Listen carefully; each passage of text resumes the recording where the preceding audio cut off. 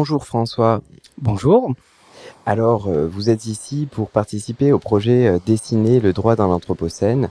Nous allons reproduire une expérience que nous menons depuis 3 ans, qui est en fait le travail d'une équipe, une équipe qui est composée de Jérémy Cheval, Lou Herman, Natalia Kobilars et Isabelle Michalet, un duo entre l'école urbaine de Lyon avec la faculté de droit de Lyon et aussi notre partenaire Natalia Kobilars qui est greffe référendaire à la Cour européenne des droits de l'homme.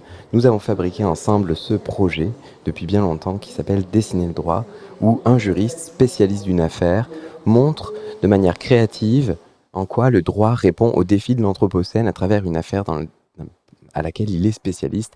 Et vous, François, si je ne me trompe pas, vous êtes un des spécialistes de l'affaire Stockamine en Alsace. Et vu qu'on se retrouve aujourd'hui à Strasbourg, à un moment d'étape du projet, qui est la publication d'un journal où nous avons effectué déjà 51 duos, ce qui représente 51 dessins, 51 affaires dans 20 pays différents dans le monde. On publie un journal, on fait une expo, des conférences et aujourd'hui, on lance la 52e affaire car c'est un projet qui, je l'espère, va continuer en partenariat avec d'autres chercheurs et groupements, notamment l'IERDJ, etc. Donc écoutez, François, moi je m'appelle Jérémy Cheval, on va le faire maintenant comme si on était en vidéoconférence pour nos auditeurs, comme si on était dans cette situation virtuelle qui, pendant le confinement, nous a tous animés, artistes et juristes, autour de ce grand projet à travers le monde. Et donc, du coup, qu'est-ce qu'on fait en premier? On se présente. On se présente, voilà. Donc, Voilà. François Zinde, avocat au barreau de Strasbourg, spécialiste en droit de l'environnement, accessoirement président de la commission environnement santé du syndicat des avocats de France. Et je suis dans le dossier Stockamine depuis qu'un arrêté préfectoral avait décidé d'enfuir de façon définitive 44 000 tonnes de déchets toxiques en Alsace. Alors, 44 000 tonnes de déchets toxiques en Alsace, c'est formidable. Moi, je m'appelle Jérémy Cheval, ça commence très bien. Je suis architecte et coordinateur du pôle formation à l'école urbaine de Lyon. Et écoutez, moi j'ai mon crayon et je suis prêt. Vous pouvez commencer quand vous voulez pour me raconter le début de cette affaire. Pourquoi un humain a décidé de mettre 44 000 tonnes de déchets C'est une belle histoire. Dans une mine? Oui, en plus, je crains que en termes créatifs, on soit plutôt dans des tonalités sombres, puisqu'on va s'enfuir à 550 mètres sous terre. Dans d'anciennes mines de potasse d'Alsace. Pourquoi? Puisque au départ, alors on va dire, des fois je peux aussi être à décharge, on va dire que le projet partait d'une bonne intention. On se retrouve avec des mines de potasse d'Alsace en fin d'exploitation, qui ont été exploitées depuis la fin du 19e siècle, autour de Mulhouse. Et dans les années 80-90, il y a plus grande chose qui fonctionne. On a un bassin d'emploi assez sinistré. Et donc, l'une des solutions, c'est de se dire, tiens, en fait, on a des mines qui ont été creusées depuis donc un siècle. Et si on enfouissait des déchets dont on ne sait que faire, puisque la question aussi dans ce dossier, même si à terme j'espère bien pouvoir déstocker l'intégralité des déchets toxiques qui sont au fond, la question est une question de société. C'est bien beau d'avoir une production, mais qu'est-ce qu'on fait des déchets dangereux? Il faut bien en faire quelque chose. Donc la solution, ça a été celle-ci. Donc dans les années 80-90, on va enfuir de façon d'abord réversible. C'est comme ça que ça avait été. Donc en 1997, il y a un premier arrêté qui a été pris par le préfet. Et ça a été vendu aux collectivités locales qui étaient déjà assez tendues en se disant peut-être c'est pas une bonne idée. Ça a été vendu comme un projet réversible et bien sûr hyper sécurisé. Donc on a eu, alors à l'époque c'était pas encore une autorisation environnementale, on était encore un peu au balbutiement de couverture complète, mais il y avait une étude d'impact et une étude de sûreté. C'est déjà une autorisation d'installation classée. Les installations classées, c'est tout ce qui est installation ayant des conséquences sur l'environnement graves. Et donc là, on avait une autorisation préfectorale et donc on avait un certain nombre d'études, toutes menées par de près ou de loin le corps des mines. Donc donc là c'est ma partie, j'attaque le corps des mines, qui ont toutes conclu de façon définitive et inébranlable que les mines de sel ne bougeront pas, que c'est sécurisé, qu'il n'y a aucun risque de fuite vers la nappe phréatique ou vers n'importe quel milieu naturel, et que tout serait organisé pour que ce soit réversible. C'est comme ça que c'est arrivé. Donc il faut quand même savoir qu'au départ, ça a été autorisé pour 320 000 tonnes de déchets toxiques, ce qui n'est pas rien. Et puis, donc, autorisation en 97, le temps que les choses se mettent en place, les premiers colis ont été descendus en 1999, et 3 ans plus tard, patatras, un incendie se déclare dans un bloc 15, étant précisé que, normalement, ne devait figurer aucun produit inflammable. Notamment parce que là où s'est déclaré l'incendie, c'était des déchets amiantés, qui, je pense qu'on n'a pas besoin de faire un bac scientifique pour le savoir, par définition, l'amiante n'est pas inflammable. C'est pour ça qu'on avait quand même recouvert tous nos bâtiments pendant des décennies et des décennies. Donc, incendie, avec intoxication du personnel, des travailleurs et des mineurs. Poursuite pénale à l'époque, ça s'est résorbé par l'engagement de la responsabilité, non pas de la société des mines de potasse d'Alsace, à l'époque ça s'appelait Stocamine, mais des responsables. En gros, pour le faire court, c'est une personne qui a payé pour tout le monde, enfin payé en termes de responsabilité pénale, mais ça s'est arrêté là. Et puis depuis 2002, c'est une succession d'expertises qui se sont succédées, et c'est la patate chaude et toxique qui a été refilé de ministère en ministère. Alors là, je pense qu'on doit être à 17, alors maintenant avec la dernière nomination de ministre, on doit être peut-être à 18 ministres qui se sont succédés dans ce dossier, chacun ayant redoublant de courage pour ne pas prendre de décision. Et finalement, alors il y a peut-être une petite précision que je dois donner quand même, c'est parce que dans ce dossier-là, l'État a vraiment changé les règles du jeu quand ça ne l'arrange pas. C'est important parce que, en tant que juriste et avocat, on n'est pas habitué à ce que l'État change les règles du jeu et change une loi ou un décret ou un arrêté au milieu quand ça ne l'arrange pas. Et là, dans tout ce dossier-là, depuis 20 ans, c'est ce qu'on a, puisque après l'incendie, a été modifié un petit amendement par un député, un député ou un sénateur, je ne me souviens plus, du Haut-Rhin, petit amendement qui a rajouté un petit alinéa dans l'article qui permet l'enfouissement. Normalement, l'enfouissement définitif n'est possible qu'après 25 ans de décès. En gros, c'est une sorte de période probatoire, on essaie de voir si tout se passe bien, si tout est stable. Et là, il y a un alinéa qui a été rajouté et qui rajoute au bout de 25 ans ou s'il n'y a pas eu d'exploitation depuis au moins 1 an. On est en 2004. Le Stocamine était fin d'exploitation à cause de l'incendie en 2002. Et donc, ça tombait très bien en sachant que cette loi, donc normalement loi qui s'impose de façon objective un peu à tout le monde, en pratique, il n'y a qu'un site d'enfouissement définitif. Et c'est Stocamine. Donc, ça a été, la loi elle a été changée. Je ne sais pas si je peux faire un saut temporel en disant que j'ai essayé, par la voie d'une question prioritaire de constitutionnalité, de contester cette loi. Donc là, c'est la part créativité, parce que quand on fait avec les textes qu'on a, il faut qu'on essaye de trouver des solutions. Et l'une des solutions que j'ai essayé de trouver, c'est d'invoquer dans le préambule de la Charte de l'environnement les générations futures. Ça s'y prêtait quand même particulièrement, puisque dans ce dossier, donc je reviens de nouveau en arrière, en 2017, donc quand a été autorisé de façon définitive l'enfouissement de ces déchets, y compris les ingénieurs du corps de mine reconnaissaient qu'avec toutes les précautions qu'on pourra prendre, il y aura un moment donné, alors c'est important de dire à un moment donné, parce qu'en fonction des expertises, c'est au bout de 300 ans, des fois 72, des fois 500, et pour beaucoup 1000, voire 10 000 ans, il y aura une fuite de ce qui se trouvait dans les mines, dans la nappe phréatique. C'est assez contre-intuitif parce que quand on y pense, l'enfouissement il est sous la nappe, donc on se dit si c'est sous, on voit pas comment ça remonte. Et en fait, c'est un peu comme quand on presse une banane. Quand on presse, il y a tout qui ressort. Et puisqu'on a le toit des mines qui s'affaisse progressivement par des effets classiques géologiques, qui ont été d'ailleurs largement sous-estimés pendant un temps, parce que justement, ça nous a été vendu comme très stable, et on s'est rendu compte 4-5 ans plus tard que tout s'écroule. Donc l'argumentation d'il y a 20 ans, c'était de dire vous inquiétez pas, c'est stable sur des milliers d'années. Quelques années plus tard, on constate que les toits s'écroulent, et maintenant l'argument qu'on nous sort depuis 20 ans pour ne pas déstocker les déchets, c'est on peut plus parce que tout c'est déjà en train de se casser la gueule. Donc voilà, c'est un peu là où on en est. Et donc en 2017, voilà, on autorise de façon définitive ces déchets. Peut-être précision, sur les 44 000 tonnes de déchets toxiques, on a une sorte d'inventaire à l'après-vert de tout ce qu'on n'aimerait pas avoir dans sa salle de bain.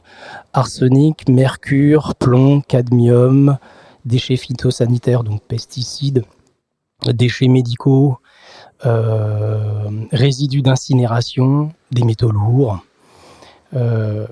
Pour vous dire, lorsque des inspecteurs sont descendus à la suite de l'incendie pour essayer de comprendre les causes de l'incendie, puisque rien ne devait brûler, il fallait bien comprendre qu'est-ce qui s'est passé. La consigne qui avait été donnée par le juge d'instruction à l'époque et par les experts, c'est que les inspecteurs ne pouvaient pas rester plus de 30 minutes aux abords de ce bloc 15 qui a pris feu, pour vous donner un peu l'idée de l'ambiance qu'il y a là en dessous. Bloc qu'on n'a jamais pu, aucun expert indépendant n'a pu visiter ces blocs depuis 20 ans, malgré différentes demandes. Voilà. Même les sénateurs et députés, quand ils sont descendus, on leur a fait une présentation de tout ce que vous voulez, sauf des déchets, et surtout pas le bloc 15. Donc, en 2017, on décide, il y a eu des concertations publiques, l'ensemble des collectivités locales et de la société civile s'est opposé, avec, dans le vocabulaire adverse, c'est de dire, c'est le syndrome pas dans mon jardin, qui peut s'entendre, sauf que là, on part quand même de la nappe phréatique, la plus grande d'Europe, qui alimente bon an mal an 8 millions de personnes, France, Allemagne, Pays-Bas, et avec souvent encore, ça c'est ce qui implique aussi une créativité pour nous, souvent des études uniquement concentrées vers les impacts sur la santé publique et donc sur la potabilité de l'eau. Par contre, les interactions avec les écosystèmes du nappe phréatique et notamment les perturbateurs endocriniens, alors ça c'est quelque chose qui passe sous les radars. Et donc ça aussi, ça a été un de nos arguments et que je continuerai d'évoquer, c'est que la nappe phréatique, elle alimente pas seulement en eau potable, mais elle alimente tout le milieu aquatique superficiel. Et c'est toute l'agriculture qui puise dans la nappe phréatique et une partie de l'industrie. Donc c'est quand même... et donc on a aussi une dimension transfrontière entièrement niée par le ministère de la Transition écologique, qui nous disent que dans les estimations les plus pessimistes, la nappe de saumure polluée qui pourrait éventuellement sortir ne sera que sur un périmètre d'une centaine de mètres au droit du site, et donc ne traversera pas les frontières, mais avec des modélisations dont même le responsable de l'ADREAL, alors à l'époque c'était l'ADRIR, reconnaissait que la difficulté de la modélisation, c'est que c'est sur du millier d'années et que c'est un certain nombre de paramètres à prendre en compte. En tout cas, 2017, malgré tout, décision est prise d'enfuir de façon définitive et de façon assez unique en Alsace, puisque l'Alsace n'est pas connue quand même pour son ouverture d'esprit totale en matière politique. On a tout corps confondu, enfin tout parti politique confondu, un positionnement des collectivités locales, notamment du conseil régional, qui a été dans la procédure depuis le début, à l'époque le département du Rhin, maintenant la collectivité européenne d'Alsace, mais aussi différentes communes, sauf la commune concernée, parce que peut-être qu'elle doit avoir un retour en termes de contribution foncière, mais se sont toujours opposés, et donc on a contesté cet enfouissement définitif. Et dites-moi, François, j'aimerais bien savoir, parce que vous avez parlé du fait qu'on ne pouvait pas accéder dans le bloc 15, mais pourquoi, et qu'est-ce que ça fait en fait, le fait qu'on ne puisse pas y aller pour voir ce qui se passe, parce que c'est quand même assez inquiétant d'une certaine manière. Oui. Alors ça pose, pour moi, ça pose plusieurs problèmes éthiques et juridiques. Premier problème, puisque un incendie s'est déclaré là où il ne devrait pas être vu, ce qui a été répertorié, L'enquête pénale en cours à l'époque s'est concentrée sur la mise en danger d'autrui, avec raison, hein. Enfin, je pense que j'aurais peut-être fait la même chose en tant que juge d'instruction, s'est concentrée uniquement sur la mise en danger d'autrui et donc des travailleurs. Elle s'est pas concentrée sur, tiens, peut-être que les déclarations des producteurs de déchets n'étaient pas exactement conformes. Faut dire qu'à la décharge des juges de l'époque, les années 90, on n'avait pas encore des scandales aussi importants en matière de gestion de déchets, notamment européens, hein. En Italie, on a quand même la mafia italienne qui était particulièrement impliquée là-dedans. Ça n'avait pas la même importance, et donc il y a toujours une foi, aujourd'hui encore, d'ailleurs, je trouve par l'administration, ou une mauvaise foi en fonction de où on se place, de faire confiance aux déclarations en matière d'installation classée, déclarations des producteurs de déchets ou de l'exploitant. Ce qui me pose toujours un problème, parce que tant qu'on a un exploitant qui n'a aucune raison, qui respecte le droit, voire même proactif, voire a une culture de l'environnement, heureusement ça existe. Quand en revanche on peut avoir des considérations économiques, c'est forcément, on pourrait avoir tendance, et ça c'est déjà vu dans différents dossiers, où on va enfuir des déchets en les répertoriant par exemple comme déchets amiantés, puisqu'on sait qu'on ne va pas ouvrir le fût pour voir ce qu'il y a dedans, alors qu'en fait il y a d'autres déchets qui auraient peut-être coûté bien plus cher en termes de gestion par la suite. Donc le problème juridique premier et moral, c'est de se dire, tiens, on n'a jamais su vraiment ce qu'il y avait dans ce bloc 15-là, c'est 1629 tonnes. 1629 tonnes qui se sont mêlées, comme il y a eu un incendie. L'incendie a créé une certaine température. Les pompiers qui sont arrivés, comme ils ne savaient pas quelle était la cause de l'incendie, la règle de base du pompier, c'est pas de mettre n'importe quoi sur des produits hautement toxiques. Donc ils y sont allés à l'eau. Et sel et eau, je pense que voilà, on est besoin d'un bon chimiste, et ça se fond. Et donc tous les toits se sont mêlés aux produits, et donc on a 1629 tonnes mélangées à peu près 30 000 tonnes de sel contaminé. Je précise que dans les 44 000 tonnes que je vous ai dit tout à l'heure, il y a 30 000 tonnes de sel contaminé, une sorte de blob informe qui se crée. Et donc ça pose un problème, parce que c'est pour ça que j'ai fait des pieds et des miens pour saisir le pôle régional environnement de Strasbourg d'une enquête pénale, en disant qu'il pouvait y avoir éventuellement une gestion frauduleuse, une organisation frauduleuse de la gestion des déchets, parce qu'on se retrouve avec un gros problème qu'on rencontre des fois en droit, c'est les problèmes de prescription. Si jamais les producteurs de déchets ont mis en place, se sont organisés pour mettre des déchets qui ne devaient pas y être, c'est arrivé en 99, il y a prescription de longue date, hein. En matière délictuelle, c'est 6 ans, et en environnement, on n'a que du délictuel. Donc on se retrouve sauf fraude. Donc c'est un petit peu ça que j'essaye de faire. Donc pour moi, c'est pour ça que aussi nous sommes intervenus pour obtenir, j'ai essayé de faire une sorte de guérilla juridique, d'attaquer sur tous les plans, parce que c'est un peu quand même David contre Goliath, parce que je représente l'association agréée pour l'environnement Alsace Nature, qui a été pendant longtemps la seule à avoir un intérêt à agir, parce que tant le conseil régional que la collectivité européenne d'Alsace avait été considérée pendant longtemps comme n'ayant pas d'intérêt à agir, donc on a au moins cette présomption d'intérêt à agir, c'est ce qui donne notre force en tant qu'association que je représente. On a essayé de tout faire en sorte pour suspendre les travaux, et bon, on vient de réussir au niveau administratif, pas encore devant le juge pénal. Les entretiens Anthropocène.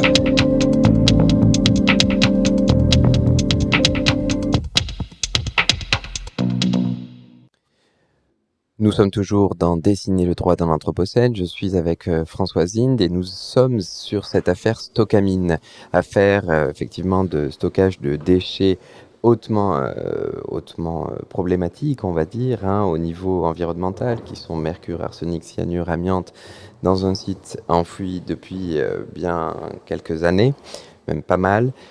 Eh bien, François, on en était au moment où il y a du rebondissement dans cette affaire. Le tribunal administratif a donné une dernière décision en mai dernier, si je ne me trompe pas, par rapport aux travaux qui étaient mis en place. Parce que ce combat, vous avez expliqué, était sur comment vérifier finalement les déchets qui étaient enfouis, mais comment ensuite cette affaire est en train d'évoluer. Qu'est-ce que le devenir de ces mines?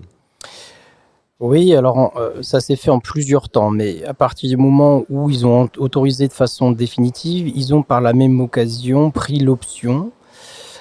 Ils ont écouté les collectivités. Dans le cadre de l'enquête publique aussi, ils ont écouté, mais sans, sans se positionner, le positionnement de tout le monde qui demandait un déstockage de la totalité des déchets qui s'y trouvaient au fond, et eux étaient plutôt pour l'option confinement. Donc en gros, soit on sort les déchets. Alors il y a déjà des déchets qui ont été sortis entre 2014 et 2017. Il y a des déchets de mercure qui ont été sortis. Alors pour la petite histoire, c'est assez rigolo parce qu'on nous dit qu'on ne peut pas déstocker l'ensemble des déchets, mais de 2014 à 2017, ils se sont amusés à chercher les petits colis de déchets mercuriels, à déplacer tous les autres déchets là en bas pour prendre les déchets mercuriels et les sortir. Et donc aujourd'hui, Pourquoi plus le mercure qu'un autre déchet? parce que le mercure avait des impacts en termes de solubilité dans l'eau et de danger dans l'eau qui ont été considérés par les études comme les plus dangereuses. Sauf qu'on s'est rendu compte que dans les études qu'ils avaient menées, ils ont étudié molécule par molécule ou produit dangereux par produit dangereux. Et par exemple, ils n'ont pas étudié l'effet cocktail que pourraient avoir ces produits. Ce qui nous posait quand même un problème méthodologique scientifique assez important. Ça aussi, ça implique en termes de créativité, ça implique on lit les rapports, le trois quarts n'est pas du tout accessible à un juriste, et donc il faut avoir des personnes référentes pour pouvoir nous traduire ce qui est dit, et donc rapidement on arrive à se rendre compte qu'on a des problèmes méthodologiques par rapport à ça, et on minimise le risque et on se concentre. C'est une décision politique qui a été prise par Ségolène Royal.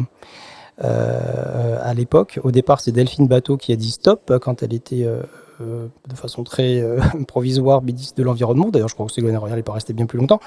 Et c'est elle qui avait décidé, au moins sortez les déchets mercuriels. Donc ils ont pris cette décision-là, donc ce qui a impliqué en termes de logistique des difficultés et des dangers pour les travailleurs. Par contre, ils ont toujours refusé le déstockage.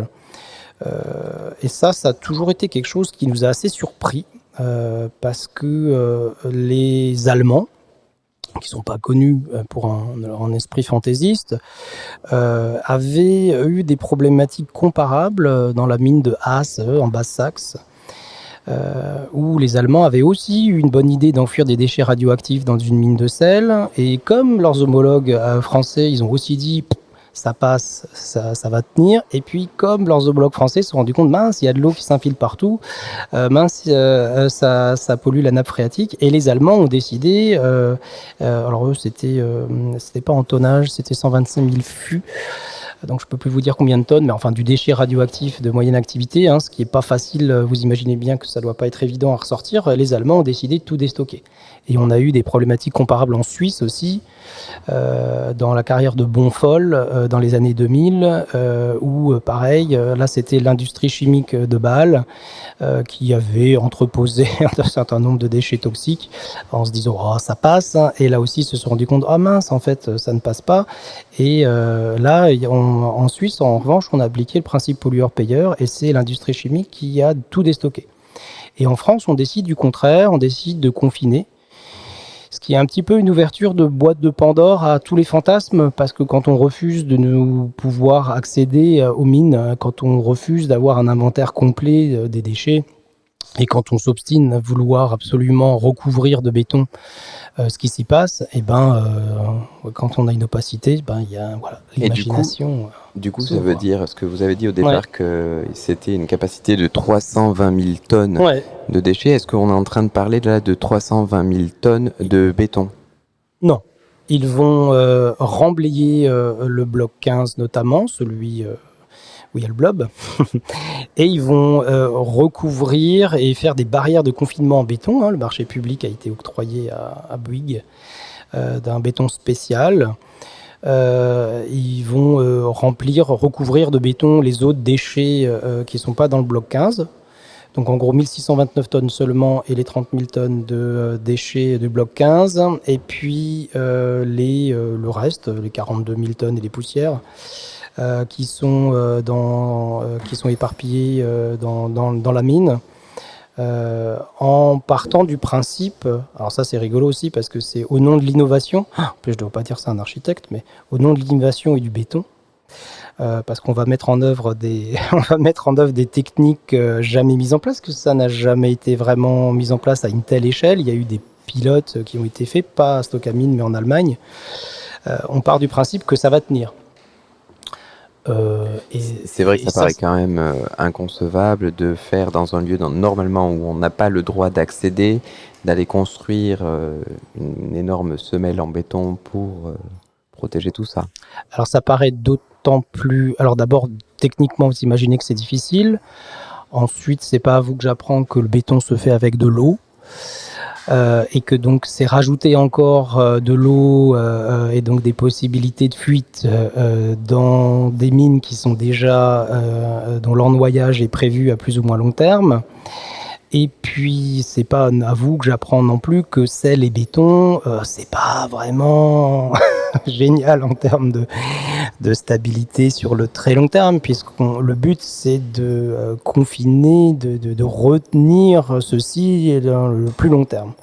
Mais ce qui est assez sidérant, c'est que sous des considérations d'ordre technique très poussées, d'ailleurs la condescendance technicienne est assez sidérante par rapport aux gens du terrain et aux gens qui ont acquis dans le collectif des Stockamines notamment une expérience de terrain amateur, j'ai envie de dire. La réponse de l'État a été toujours vous dites n'importe quoi, vous n'y connaissez rien, nous on sait. Mais vous lisez les études les plus techniques possibles, et il y en a des centaines dans ce dossier. On arrive toujours au final à oui, mais est-ce que vous êtes sûr que ça va tenir ? Quasiment.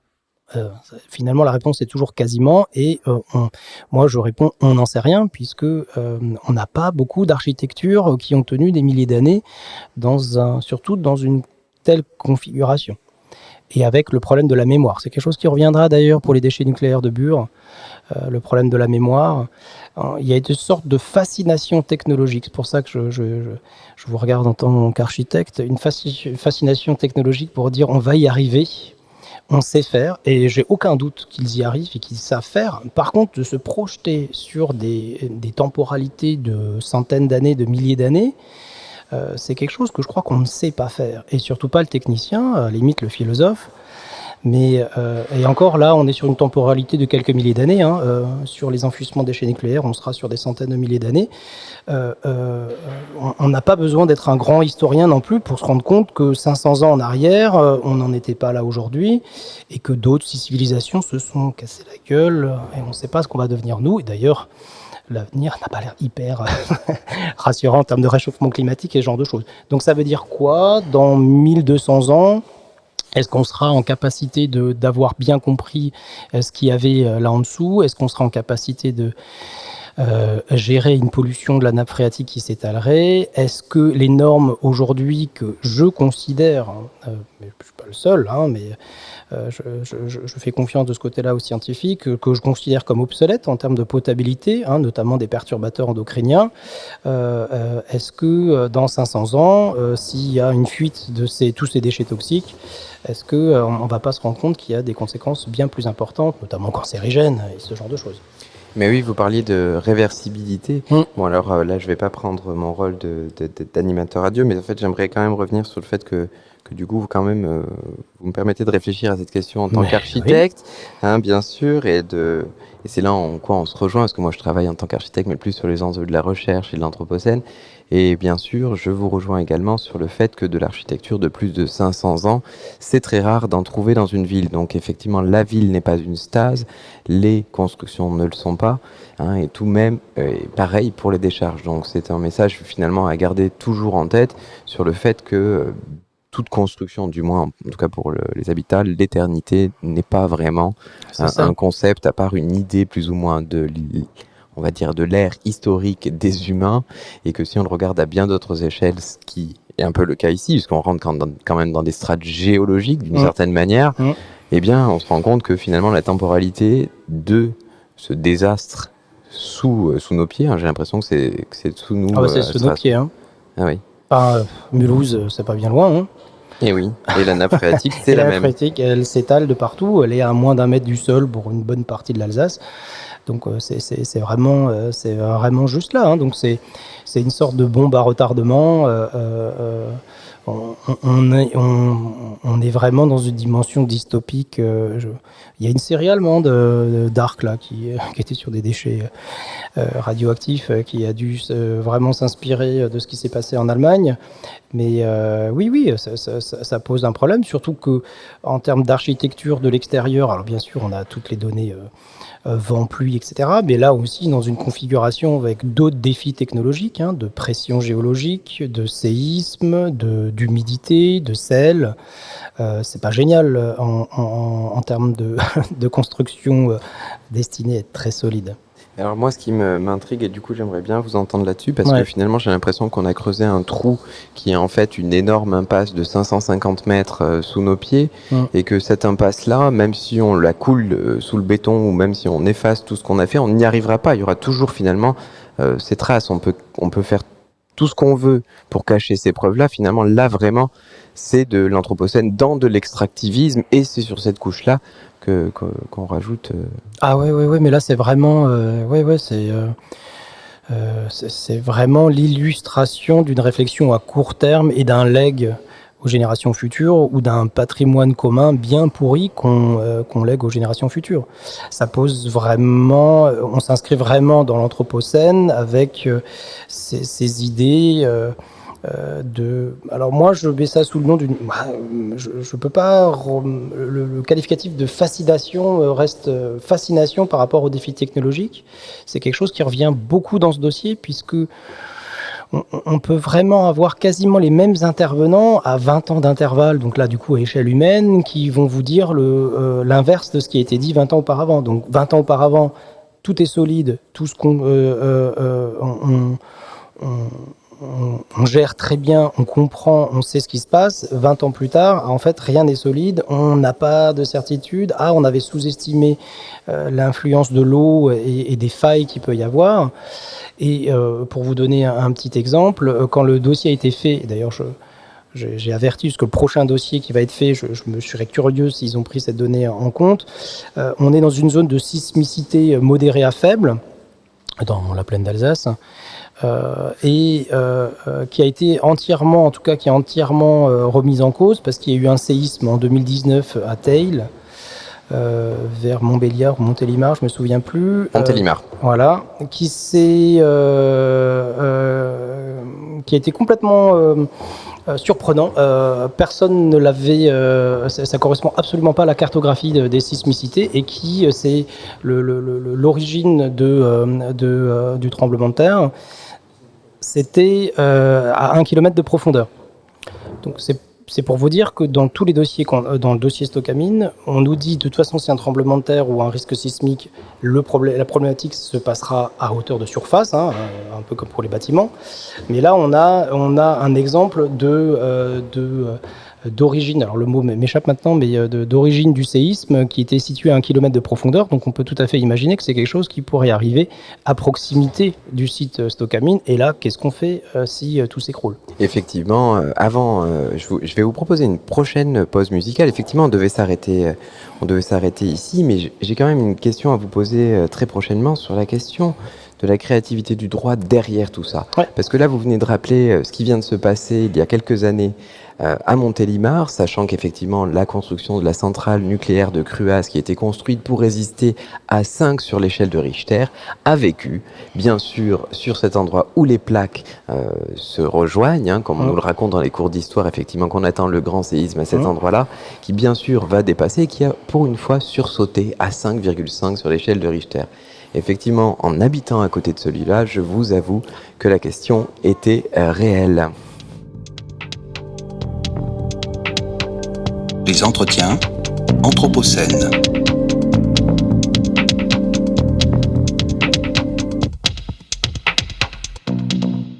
Je me permets de vous demander, si c'est possible, de nous dire un petit peu les impacts de la créativité du droit, ou qu'est-ce qu'ils vont faire comme outil à travers tout ce qui a été produit jusqu'à présent. C'est-à-dire, bon, moi, en ayant participé à ce projet Dessiner le droit dans l'Anthropocène, je sais qu'il y a un des principes qui m'a vraiment surpris, c'est celui du principe de précaution.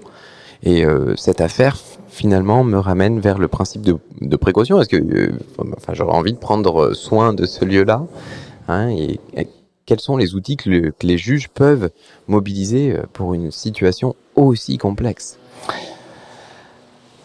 Alors, les juges sont placés déjà avec une difficulté principale, c'est que c'est des dossiers tellement techniques qu'ils n'ont pas nécessairement la formation, pas plus que l'avocat au départ. C'est vraiment d'une formation sur le tas qu'on est obligé de faire, parce qu'on a quand même une formation juriste, et en droit de l'environnement, on a cette particularité de devoir avoir un background, un minimum de dimension scientifique, parce que tout le droit de l'environnement est parsemé de seuils, de niveaux, de mesures, d'indicateurs. Tout est très technique et scientifique. Donc le juge, il faut lui accorder cette problématique, c'est qu'il se retrouve avec un dossier extrêmement technique et il va falloir qu'il ressorte de son petit panier des règles juridiques qui vont lui permettre de donner une réponse adéquate à cette problématique-là. Dans ce dossier, nous, on a essayé d'invoquer, je pense, à peu près tout. Alors, on n'est jamais limité et on ne sera jamais limité et je continuerai toujours à essayer de trouver des solutions. On avait une première particularité juridique, c'est que la réglementation des installations classées pour les enfouissements définitifs est dérogatoire au droit commun. C'est-à-dire que normalement, en termes d'installation classée de déchets, on va avoir une étude d'impact avec une étude de danger et la réglementation installation classée et déchets est assez normée, normes européennes, c'est assez technique, c'est assez réglementé. Comme l'enfouissement en couche géologique profonde est dérogatoire au droit commun, et ben déjà on va se retrouver, ah bah mince, il n'y a pas d'étude de danger. Ah bah ça c'est quand même étrange. Alors on a une sorte d'étude de sûreté, mais l'étude de sûreté qui se limitait finalement à l'étude de sûreté du confinement et pas d'autres études de sûreté sur le long terme, notamment en termes de danger, d'accident, d'attaque terroriste, ce genre de choses. Donc c'était déjà assez typique. Et puis très rapidement, je me suis retrouvé avec, moi je recherche toujours l'espoir dans le droit européen. Face aux juridictions administratives, de façon générale, quand je fais des dossiers aussi en biodiversité, là où je puise, c'est dans le droit européen, et il se retrouve que la notion de réversibilité n'existe pas en droit européen, et que l'enfouissement définitif est possible. Donc je me retrouve avec pas d'outils opératoires pour pouvoir contester. Et le principe de précaution, il est retenu de façon très restrictive par les juges administratifs. Parce qu'il y a l'idée d'atteinte grave sur l'environnement ou la santé humaine, donc ça, on l'a, encore que le terme de gravité a été considérablement minimisé dans l'étude d'impact, puisqu'ils vont nous dire, non, mais on a débarrassé les plus dangereux, le reste n'est pas soluble, ça va arriver, mais c'est d'ici 1000 ans, et finalement, ça ne va pas changer fondamentalement la potabilité de l'eau. Donc on se retrouve avec en plus une difficulté de contre-expertise.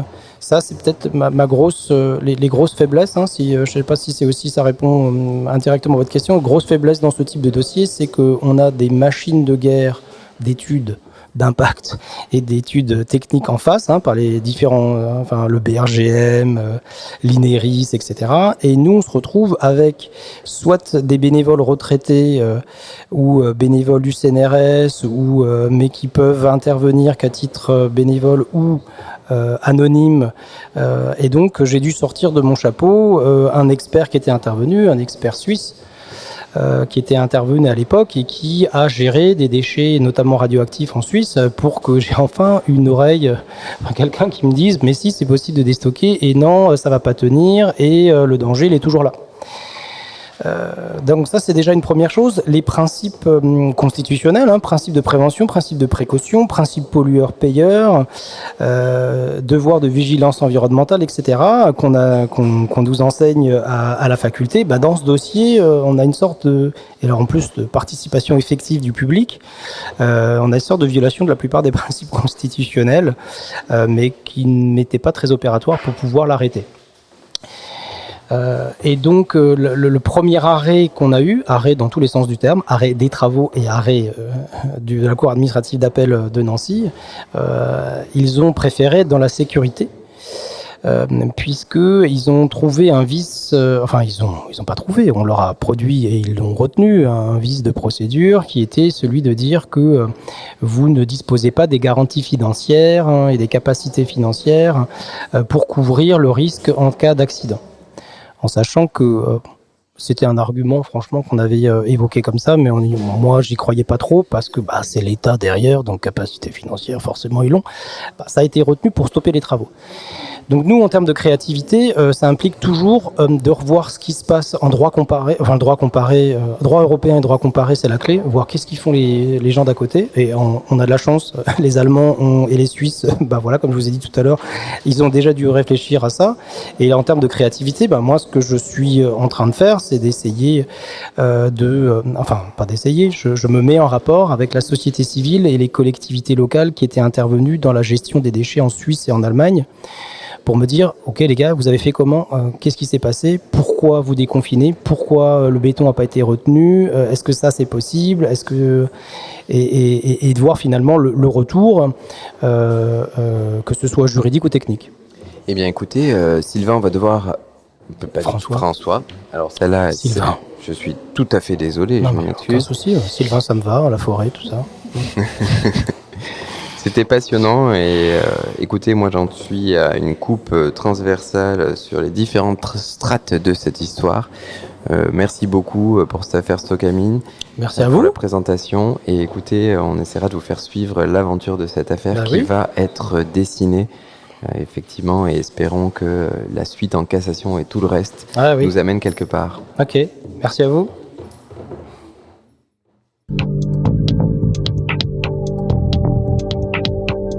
Les entretiens Anthropocène.